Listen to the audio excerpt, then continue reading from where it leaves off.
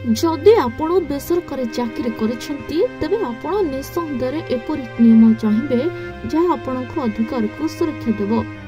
लोकमाने बेसरकारी चाकरी रे उपयुक्त नियमावलीर अभाव विषय निरंतर अभियोग करती। शिफ्ट ठारू स्थिर दरमा पर्यंत दाबी बारंबार होता है। तेणु बेसरकारी कर्मचारी नियम स्थापन करने अत्यंत गुरुत्वपूर्ण अटे जहाँ सेमानक अधिकार को सुरक्षा देबारे सहायता कर।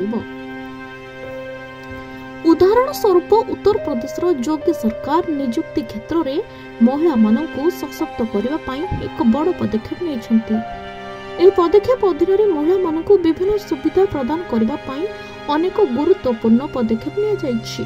तेणु आसतु जानिबा यूपी सरकार नूतन नियम कौन रही सामिल। एबे महिला माने रात्रि मध्य काम करिपारिबे, तथापि महिला कर्मचारी लिखित सम्मति आवश्यक।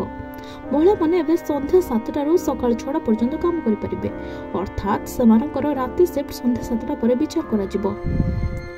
पूर्वरु राति 9 पर राति शिफ्ट विचार करा जाउथला। जदि महिला माने राति शिफ्ट रे काम करूछंती तेबे सेमानकर लिखित सम्मति नेबाकू पड़िबो। एहा व्यतीत सुरक्षित परिवहन, सुरक्षा गार्ड, स्वास्थ्य सुविधा एवं सीसीटीवी जोगाइबा बाध्यतामूलक हेबो। नूतन नियम अनुसार महिला माने सप्ताह 6 दिन काम करिपारिबे। प्रति त्रैमासिक ओभर टाइम 75 घंटा 144 घंटा को वृद्धि करा जायछि। सेपरि भाबे महिला मानक मध्य 2 गुण ओभर टाइम दरमा दिया जिवो।